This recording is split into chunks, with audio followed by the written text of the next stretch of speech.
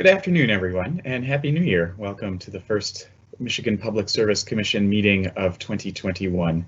My name is Dan Scripps, Chair of the Michigan Public Service Commission, and I call this meeting of the Commission to order on January 21st, 2021 at 1:30 p.m. Madam Secretary, please call the roll. Chair Scripps. I am present and attending remotely from Leelanau County, Michigan. Commissioner Phillips. Present and attending remotely from a rather windy Ingham County, Michigan this afternoon. Commissioner Paratek. I'm present and attending remotely from Wayne County, Michigan. Mr. Chair, you have a quorum.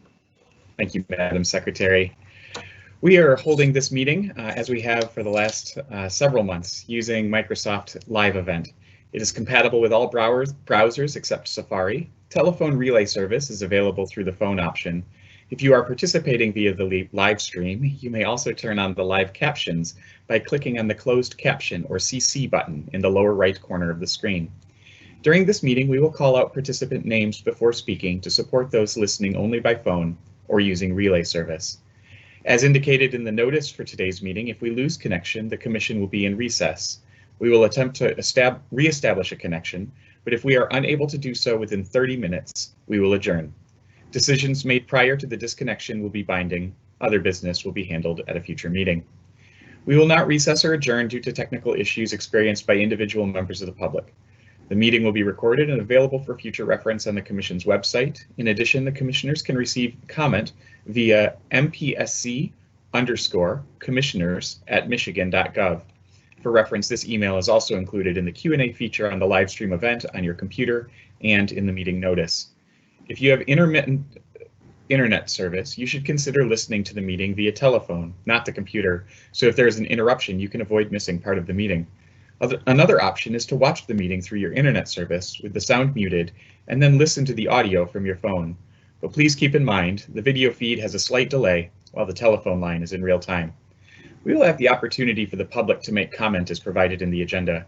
A few notes about this. Comments should be limited to one per person and can be made verbally by calling in or in writing via the live stream Q&A feature. If you are participating via Teams application, you can use the Q&A feature and type your comments into the box anytime during our meeting, and we will have those queued up to read. The Q&A function should also be used to request technical assistance or to submit public comments directed to the Commission. If you would like to make verbal comments, you must call into the meeting by phone. And to minimize disruptions, attendees will be muted until we reach the time for public comment. The first order of business today is approval of the agenda for today's meeting, and I recognize Commissioner Phillips. Thank you, Chair. I move for the approval of the agenda for today's Commission meeting. I recognize Commissioner Paratek. I second the motion. Is there any discussion? We will now have a roll call vote on the motion to approve today's agenda. Commissioner Phillips. Aye. Commissioner Paratek. Aye. I also vote in favor of the motion. The motion carries by unanimous vote. The agenda is approved. The next item of business on the agenda is approval of the minutes from the December 17th, 2020 Commission meeting. I recognize Commissioner Phillips. Chair, I move for the approval of the minutes from the December 17th, 2020 Commission meeting. Commissioner Paratek. I second the motion. Is there any discussion? We will now have a roll call vote on the motion to approve the minutes from the December 17th, 2020 Commission meeting. Commissioner Phillips. Aye. Commissioner Paratek. Aye. I also vote in favor of the motion. The motion carries by a unanimous vote. The Commission meeting minutes of December 17th, 2020 are approved. The next item of business on the agenda is the approval of the orders on the consent agenda, and today the Commission is assisted by Staff Attorney Lisa Gold. I recognize Ms. Gold. Good afternoon. Today's consent agenda consists of 5 communications matters and 1 gas matter. The proposed orders for these matters have been thoroughly vetted by the Commission's technical and legal staff and are ready for your approval. I recognize Commissioner Phillips. Thank you, Chair. I move for the approval of the orders on the consent agenda. I recognize Commissioner Paratek. I second the motion. Is there any discussion? We will now have a roll call vote on the motion to approve the orders on the consent agenda. Commissioner Phillips. Aye. Commissioner Paratek. Aye. I also vote in favor of the motion. The motion carries by unanimous vote. The orders on the consent agenda are approved. I recognize Ms. Gold.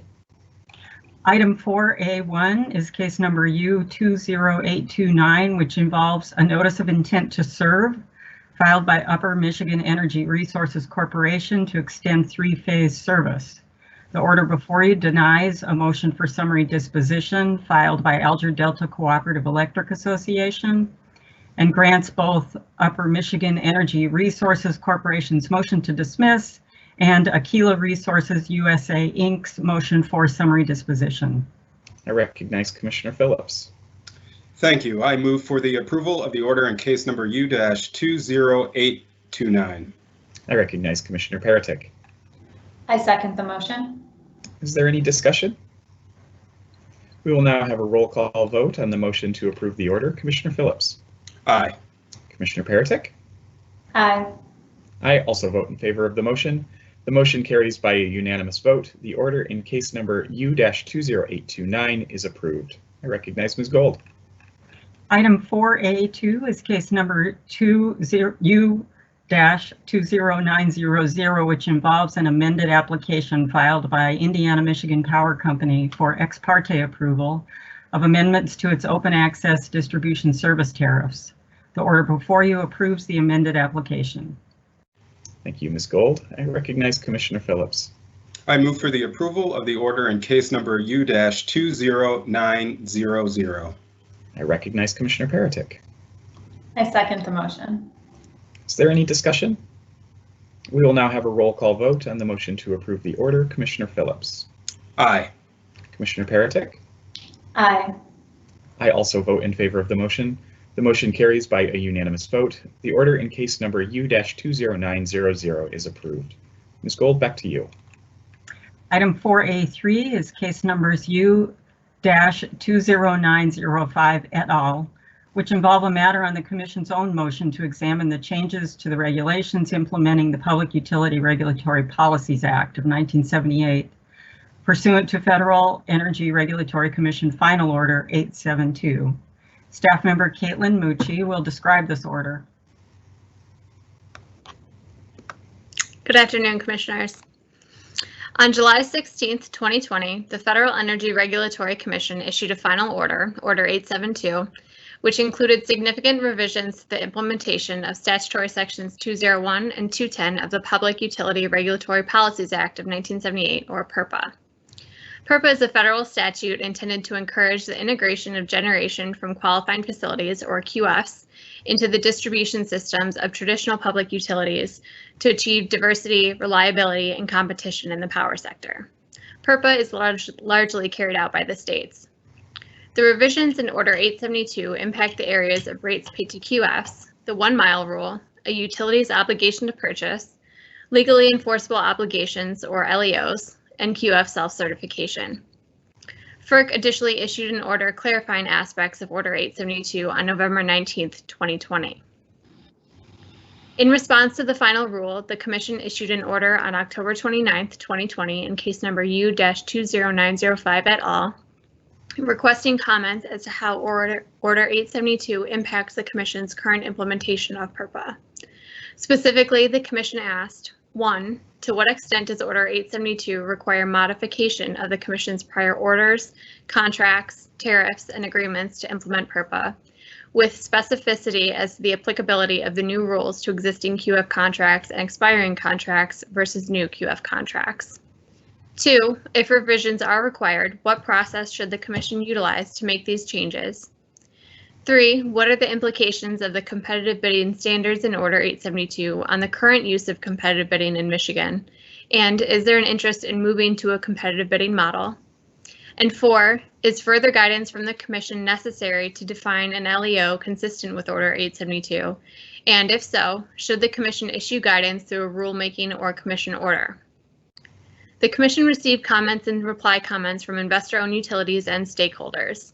The order before you summarizes and responds to those comments with the intent of providing notice to interested parties as to how the Commission intends to comply with Order 872. Specifically, with this order, the Commission acknowledges that Order 872 applies prospectively and will not alter existing QF contracts or settlement agreements approved by the Commission. states that any future changes to PURPA implementation, including revisions to tariffs or PURPA documents, will be addressed in each utility's biennial avoided cost review proceeding.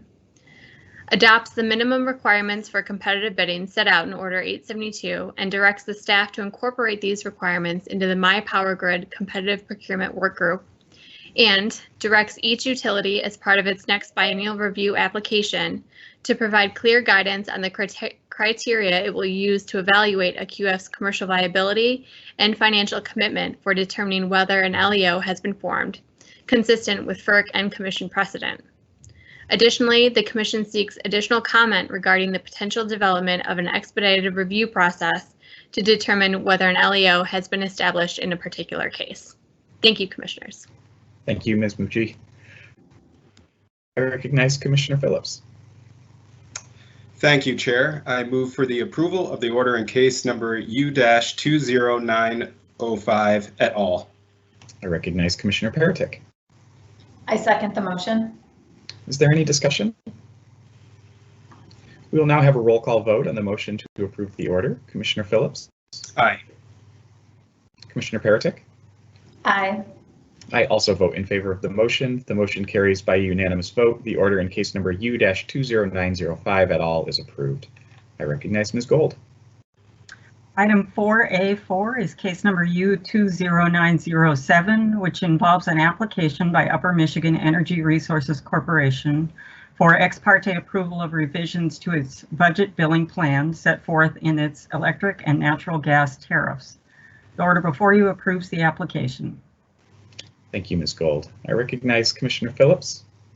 Thank you, Chair. I move for approval of the order in case number U-20907. I recognize Commissioner Peretick. I second the motion. Is there any discussion? I do have brief comments to make, Chair, on this order.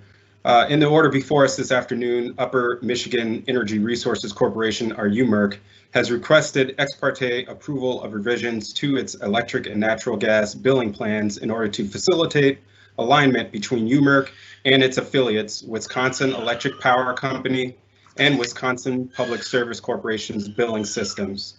The further alignment amongst these billing systems will result in a synergy of savings that ultimately will benefit UMERC, our UMERC's natural gas and electricity customers. In this order, the Commission supports UMERC's application and tariff revisions, but the approval of UMERC's application by the Commission is conditional upon the approval of substantially the same revisions by its affiliates, Wisconsin Electric Power Company and Wisconsin Public Service Corporation, by the Public Service Commission of Wisconsin. Furthermore, within 30 days of the date of an order from the Public Service Commission of Wisconsin approving revisions to the billing plans for Wisconsin Electric Power Company or Wisconsin Public Service Corporation, UMERC shall file a copy of the order or orders, as well as an attestation that the revisions approved by the Public Service Commission of Wisconsin are substantially similar to those revisions before the Commission in our order today. Thank you, Chair. Thank you, Commissioner Phillips. We will now have a roll call vote on the motion to approve the order. Commissioner Phillips? Aye. Commissioner Peretick? Aye.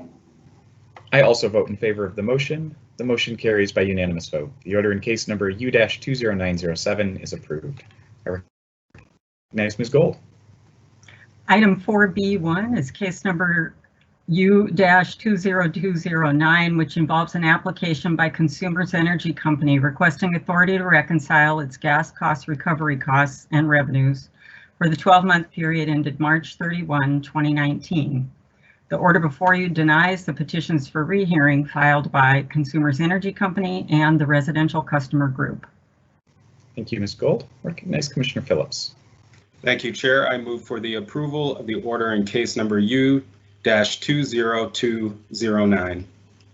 And I will second the motion. Is there any discussion? We will now have a roll call vote on the motion to approve the order. Commissioner Phillips?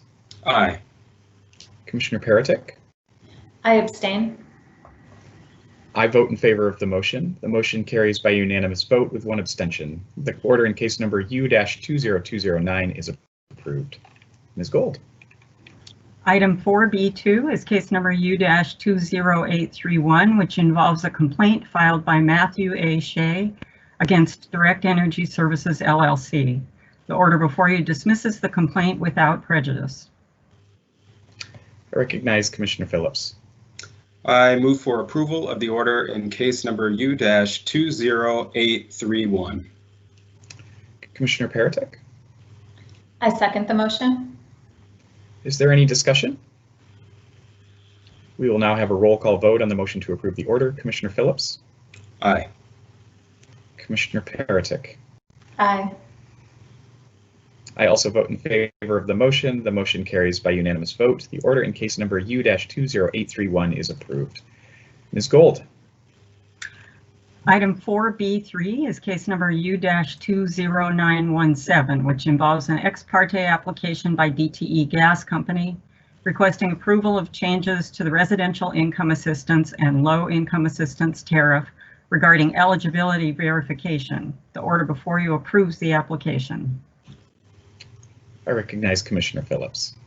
Thank you, Chair. I move for the approval of the order in case number U-20917. I recognize Commissioner Paratek.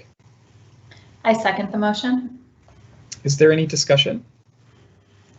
We will now have a roll call vote on the motion to approve the order. Commissioner Phillips. Aye. Commissioner Paratek. Aye. I also vote in favor of the motion. The motion carries by unanimous vote. The order in case number U-20917 is approved. Ms. Gold.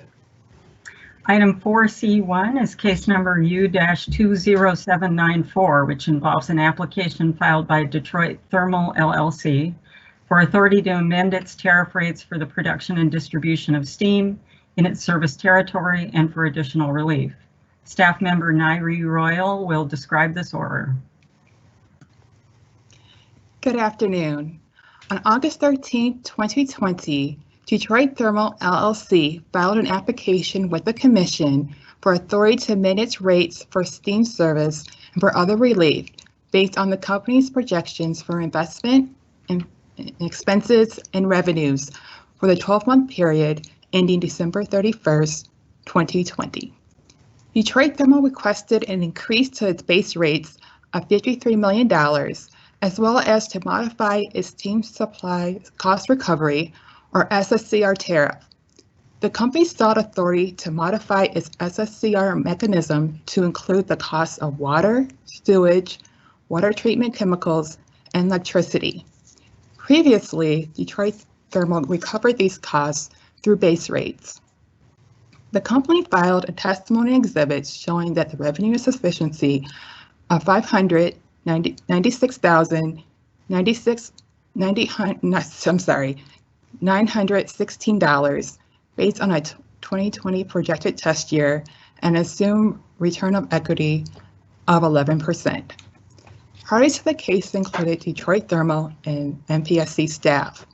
Following the negotiations, the parties reached a settlement agreement that Detroit Thermal should be authorized to restructure its steam service supply rates to reduce the annual revenues based on a total revenue requirement of $39,496,757, a return of common equity of 10.6%, and a common equity ratio of 52%, or the rates previously approved by the Commission on October 11, 2016, and a settlement agreement in case number U-18131. The parties agreed that the base rate element charged for the steam service shall be revised for each of the 4 customer classes as described in Exhibit A. The parties agreed that the company's SSCR factor should be reduced from its current fixed rate of $14.05 to $9.58 per 1,000 pounds of steam. Furthermore, the company shall prepare and file by December 31st, 2020, an application for approval of its SSCR plan and proposed SSCR factors for the period of April 1st, 2021 through March 31st of 2022 in case number U-20917. 824. The company shall request for consideration under NCL 460.6R, Section 1, Subsection F, for cost of other field purchases, including the cost of water, sewage, water treatment chemicals, and electricity used or incurred in connection with the production of steam. Additionally, the SSCR contingent factor shall be developed monthly instead of on a quarterly basis as previously provided for. In this next general rate case, Detroit Thermal has agreed to prepare and file a steam loss study. And in future rate cases, the company has agreed to use a 5-day average of natural gas future prices for calculating projected natural gas costs. Detroit Thermal is authorized to implement the rate increase and tariffs approved in this order on April 1st, 2021. The order before you approves the settlement agreement. Thank you. Thank you, Ms. Royal. I appreciate your overview of the settlement and appreciate the work and other staff members put in and on this case. And with that, Commissioner Phillips. Thank you, Ms. Royal, for the presentation, and thank you, Chair. I move for the approval of the order in case number U-20794. I recognize Commissioner Peretick. I second the motion. Is there any discussion? We will now have a roll call vote on the motion to approve the order. Commissioner Phillips? Aye. Commissioner Peretick? Aye. I also vote in favor of the motion. The motion carries by unanimous vote. The order in case number U-20794 is approved. The next item of business on the agenda is the announcement of the 2021 regular commission meeting schedule. The commission has planned 21 regular commission meetings for 2021, and the next regular commission meeting is scheduled for February 4, 2021 at 10:30 a.m. And note that is a difference from when we usually have our meetings. Pursuant to our bylaws, a full list of our remaining commission meetings will be posted to our website shortly after the conclusion of this meeting. We have now reached the time reserved for members of the public to address the commission. Again, if you would like to make a comment and have access to the Teams live stream Q&A feature on your computer, please enter your name and your comment, which will then be read aloud to the commissioners. This feature is available on the right-hand side of the control bar next to the mute button. As a reminder, the Q&A feature is intended for public comments directed to the commission and not to engage with other participants or respond to their comments. After taking any comments through this feature, we will open up the phone line for those who called into the meeting and would like to address the commission verbally. If you want to be queued up for verbal comments, please enter your name in the live stream Q&A feature and indicate that you wish to make a verbal comment, but please do not include your written comment as this will avoid duplication. I will first call on these names in the order received.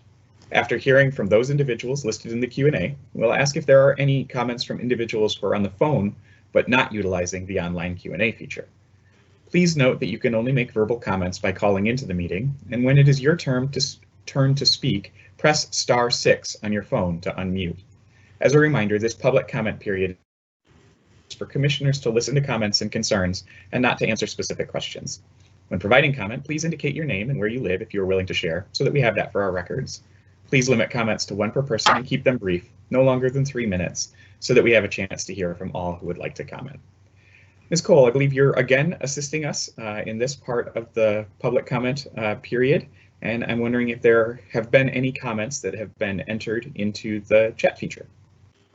Good afternoon, Chair Scripps and Commissioners. At this time, there are no comments entered into the live event Q&A feature.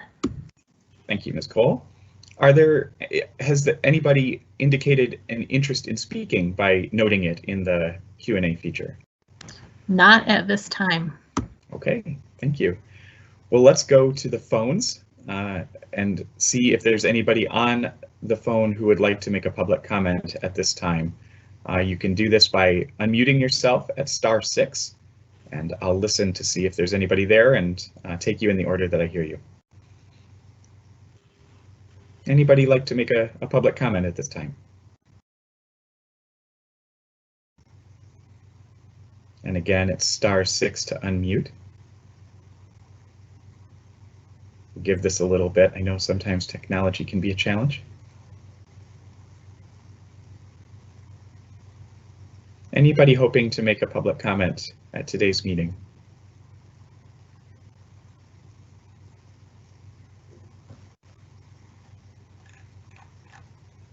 And Ms. Cole, just one more check. Anybody signaled an interest in speaking or entering a comment?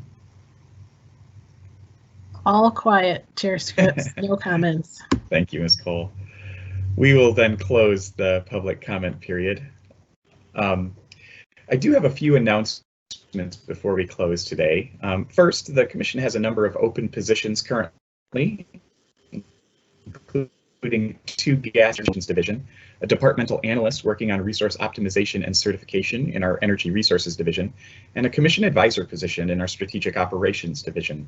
All 4 position descriptions are posted on our website, mpsc.gov/mpsc, and I strongly encourage anyone who is interested to apply. The Commission is a great place to work. Our staff are some of the smartest people on energy and telecommunications issues you'll find anywhere. And as I hope you can tell, we have a lot of fun serving the people of Michigan. So again, check out those open positions, and if you're interested, do encourage you to apply. Second, I wanted to note that the Commission recently finalized our strategic plan for 2020 to 2025. Planning efforts for this update started back in 2019 and continued through all of 2020. Our mission statement now reads, to serve the public by ensuring safe, reliable, and accessible energy and telecommunications services at reasonable rates. And our vision is to be a best-in-class commission by making well-informed decisions at every level of the organization, meaningfully engaging the public, and enabling innovation for the future. This new strategic plan also includes 5 key goals. Goal 1, create a culture of excellence through an competent workforce in a welcoming and comfortable work environment. Goal 2, assure safe, secure, and reliable energy and telecommunications services and infrastructure. Goal 3, assure accessible and affordable utility services through regulatory oversight. Goal 4, cultivate open and diverse communication and education within the organization and externally to stakeholders, customers, and the general public. And Goal 5, empower customers to make informed choices to meet their energy and telecommunications needs. This plan reflects input from dozens of MPSC staff members, and I want to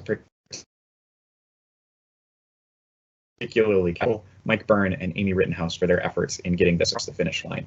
I'm excited by what the next several years have in store for us, and I think this strategic plan is a good roadmap for how to get there. Third, Michigan House Speaker Wentworth this morning announced the representatives who will chair the various House legislative committees for the upcoming term, and includes Representative Bellino continuing his service as House Energy Committee Chair, Representative Hoitinga continuing to serve as House Communications and Technology Committee Chair, and Representative Yarrick continuing to serve as the Appropriations Subcommittee Chair with oversight for the MPSC. We've enjoyed a constructive and positive relationship with each of these representatives over the past 2 years, and I am excited to continue to work with them and their committee members over the course of this next legislative session. Fourth, I want to recognize, and we have more today than usual, but I want to recognize Commissioner Phillips, who has been named co-vice chair of the NARUC Committee on Telecommunications. We in Michigan benefit from Commissioner Phillips's expertise and passion for telecommunications issues, and I continue to thank him for also taking on both in his committee work and through his service on the NARUC Broadband Expansion Task Force. And finally, last but certainly not least, I want to formally welcome Commissioner Catherine Paratic to her first official meeting as a member of the Michigan Public Service Commission. Commissioner Paratic joined the Commission on January 4th after nearly a decade in the energy storage industry and global leadership roles with energy industry leaders, and even time spent with NASA's Jet Propulsion Laboratory. Not surprisingly, she has hit the ground running, and I am excited, and I know that I speak for the entire Commission when I say we are excited to welcome you aboard, Commissioner. Thanks so much. Yeah, I'm really excited to join the Commission and to have the opportunity to work both with yourself, Chair Scripps, as well as Commissioner Phillips, and all of the staff on the Michigan Public Service Commission to work for our safe, reliable, affordable energy and telecom services for the state. Great. Well, you've already made a mark in your first several weeks, and I'm excited for what we have in store together. Me too. Commissioner Phillips, any announcements on your end? No announcements, just thank you, Chair, for your comments in regards to the NARUC Telecoms Committee. And then thank you, Commissioner Paratic, for just really diving right in, offering your expertise and your experience to the evaluation and the proceedings before us this afternoon. and also just for your inquiries throughout the meetings this week and throughout January. It's just really been a benefit to have your injection of enthusiasm and, again, past expertise here at the Commission. So thank you, and we look forward to working with you going forward. Thank you. Here, here. Well, with that, that concludes today's meeting. The next regular Commission meeting, again, is scheduled for Thursday, February 4, 2021 at 10. Is there a motion to adjourn, Commissioner Phillips? I motion to adjourn today's meeting. Commissioner Paratek. I second the motion. We will now have a roll call vote on the motion to adjourn the meeting. Commissioner Phillips. Aye. Commissioner Paratek. Aye. I also vote in favor of the motion. The motion carries by unanimous vote. The meeting is adjourned. Thank you. Thank you.